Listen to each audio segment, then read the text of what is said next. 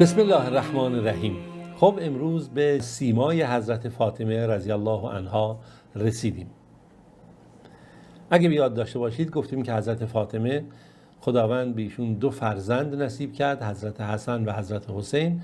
در اولی رو در سال سوم هجرت خداوند نصیب ایشون کرد و فرزند بعدی رو خداوند در سال چهارم هجرت نصیبشون کرد و پیامبر نام اینها رو خودش حسن و حسین نامید و برای اینها عقیقه گرفت، یعنی روز هفتم برای اینها گوسفندی کشت، موهای سرشون رو تراشید، به اندازه وزن موهاشون نقره پیامبر صدقه داد.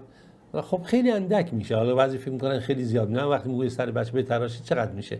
حتی در طلا هم میشه داد، نقره هم میشه داد. خب حالا در وسط اینها در اون موقع نقره بوده و در پیامبر نام براشون گذاشت حسن و نام حسین و همین برخورد هم با حضرت حسین داشت و در گوش راستشون اذان داد و پیامبر میگفت که حسن و حسین دوتا ریحانه من در دنیا هستن، نواهای من گلهای دنیای من هستن. و همچنین در مورد حسن و حسین رضی الله عنهما پیامبر صلی الله علیه و آله میگه سیدا شباب اهل جنه، اینها سرور جوانان بهشت هستن.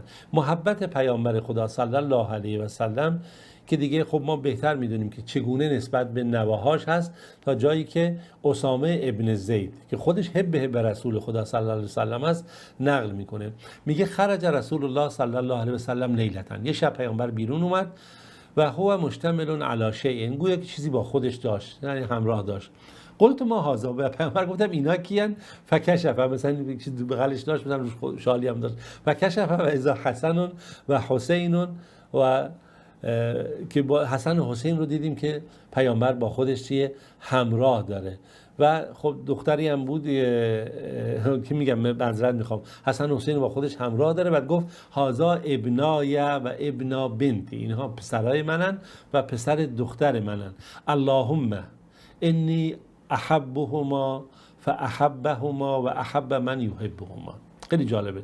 اللهم انی احبهما، خدایا من این دوتا رو دوست دارم، خدای من این دوتا رو دوست دارم، حسن و حسین رو دوست دارم، پس احبهما، تو هم این دوتا رو دوست داشته باش، و احب من یحبهما، تو هم هر کی این دوتا رو دوست داره دوست داشته باش. که اینو امام ترمذی نقل کرده، در سیر اعلام نبلا هم اومده در محبتی که نسبت به حسن و حسین اومده. دوباره این روایت تکرار میکنم، اسامه نقل میکنه، میگه یک شبی رسول خدا صلی الله علیه و سلم من اومدم بیرون، دیدم پیامبر اومده بیرون، مثلا شالی چیزی دور خودش داره، بغلش داره دوتا رو. بعد گفتم اینا چیه؟ رسول خدا باز کرد گفت اینا نیاکن حسن و حسینن، پسرای منن، پسرای دختر منن. و اشاره کرد که گفت نگاه کنید خدایا من این دوتا رو دوست دارم، این پسرای خودم رو من دوست دارم، تو هم هر کسی رو که این دوتا رو که من دوست دارم، تو هم اینها رو دوست داشته باش و هر کی که این دوتا رو دوست داره خدای تو هم اون دوتا رو دوست داشته باش. بالاخره در فضائل حضرت حسن و حسین موارد فراوان هست که ما میخوام الان تو این برنامه بخوایم بگنجونیم که دیگه بالاخره داستان قسمت ها طولانی تر میشه. ما میخوایم خیلی مختصر از کنار این بریم، فقط یادآوری کرده باشیم و عملا میبینیم که نسل رسول خدا صلی الله علیه و سلم هم از حضرت حسن و حضرت حسین هست. به ویژه که حضرت حسن خیلی به پیامبر خدا صلی الله علیه و سلم شبیه تر از دیگران بود در خیلی از موارد که حالا ما در جای خودش به اون اشاره خواهیم کرد. حتی ابن منظور که صاحب لسان العرب هست در مورد حسن و حسین میگه ابناء الفواتم. فواتم جمع فاطمه هاست در لغت عرب و حضرت فاطمه سید النساء اهل جنه که دختر پیامبر هست گفته میشه فاطمه، که مثلا فواتم وقتی میشه فاطمه بنت اسد هست که باز ایشون کیه؟ جزو همون مادر حضرت علی میشه، فاطمه بنت عبدالله ابن عمرو ابن عمران هست که این هم از جد پیامبر خدا صلی الله علیه و سلم هست که اینجا میشه فواتم. اینجا گفته میشه حسن و حسین فرزندای این فواتم هستن، فاطمه ها هستن. خب اما بریم سراغ دختران حضرت فاطمه. زینب هست که در سال 5 هجری به دنیا میاد. ام کلثوم هست که این هم در سال 7 هجری به دنیا میاد که رسول خدا صلی الله علیه و سلم که هر دو این دوتا را هم ام کلثوم و زینب رو رسول خدا به این نام نامید. و جالب اینه که بدونید که زینب دختر حضرت علی رو عبدالله ابن جعفر پسر جعفر ابن طیار پسر برادر حضرت علی عقد کرد و ام کلثوم هم همسر حضرت عمر رضی الله عنه خلیفه ثانی امیرالمؤمنین شد و براش 2 فرزند به دنیا آورد به نام زید و رقیه. حتی نقل شده وقتی که امیرالمؤمنین عمر رضی الله عنه با ام کلثوم ازدواج کرد، بالاخره در جلسه این نشست بین جلسه مهاجران و انصار و گفت چرا به من تبریک نمیگید، به من تبریک بگین. گفتم برای چی امیرالمؤمنین به تبریک بگیم؟ گفت به خاطر اینکه من با ام کلثوم دختر حضرت علی دختر فاطمه ازدواج کردم و من از رسول خدا صلی الله علیه و سلم شنیدم که هر نسب و هر سبب و هر نسب و هر سحری چیزی بالاخره در روز قیامت قطع میشه مگر سبب و نسب و سحر من دامادیم. و من خب خوشحالم که این خداوند نصیب من روزی من کرد که من هم تونستم با پیامبر خدا صلی الله علیه و سلم وصلتکار بشم و این نسبت برقرار بشه. جالب این که خب دختر حضرت عمر امیرالمومنین حضرت عمر هم خب زن حضرت رسول خدا صلی الله علیه و سلم ام المؤمنین حفصه هست و حضرت علی میگه من اردت ان اجمع الیه السحر، من خواستم از طریق دامادی من هم به این از این فضیلت بهره مند بشم. ببینید اینها خیلی عجیبه هست، این تصاویر و این صحنه ها و نمایش ها برای ما ممکنه به عنوان یک مطلبی گذرا باشه، ولی این لحظات و این تصاویر آنقدر عمیق و محبت انگیزه که ما نمیتونیم این رو اصلا فراموش بکنیم. مثلا ازدواج ام المؤمنین عایشه با رسول خدا صلی الله علیه و سلم، سن و تفاوت، اما نوع محبت علاقه‌ای که بین ابوبکر صدیق و پیامبر هست و این ارتباطی برقرار میشه و این ازدواج ببینید چگونه است. همچنین ازدواج ام کلثوم دختر و پاره جگر حضرت علی، پاره جگر حضرت فاطمه،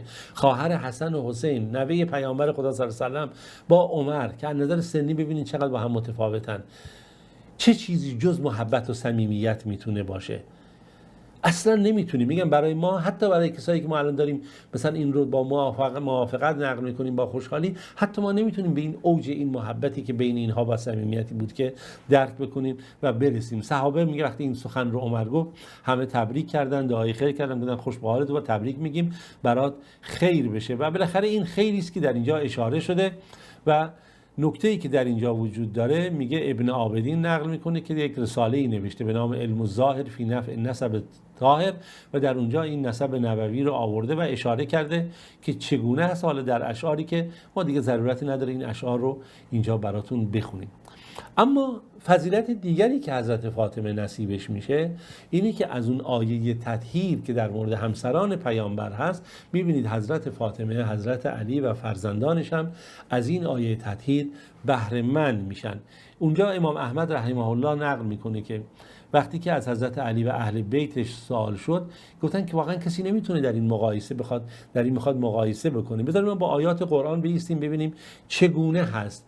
نگاه کنید چگونه خداوند وقتی آیات وضو رو برای مؤمنان مسلمانان نقل میکنه در سوره مائده میگه خدا میخواد لیطهرکم تطهیرا، تا شما رو تطهیر بکنه.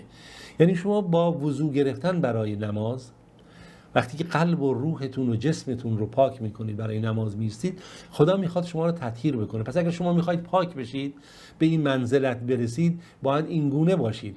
در مورد همسران پیامبر هم خدا میبینید در همون آیاتی که نازل میشه در مورد فضایل همسران پیامبر به ترتیب خداوند یک سری موارد اشاره میکنه، این گونه شما عمل کنید، این گونه عمل بکنید در سوره احزاب، و بعد میگه خدا میخواد که شما رو تطهیر بکنه. یعنی شما وقتی که بایستید در این جریان، در این موقعیت و درست عبادت کنید، این تطهیر و پاکی الهی شامل حال شما میشه. و جالب اینه که این فضیلت رو پیامبر میخواد شامل حال فرزندان خودش هم بشه. انس بن مالک رضی الله عنه نقل میکنه که میگه که پیامبر خدا صلی الله علیه و سلم میگه واسه نماز صبح که رد میشد کنار خونه فاطمه و میگفت که الصلات یا اهل البیت الصلات، ای اهل بیت صلات، نماز. یعنی پیامبر میخواست که فرزندانش رو هم جزو اهل بیت بدونه و خانواده خودش رو. در صورتی میدونید لغت اهل بیت در واقع برای همسران به کار میره.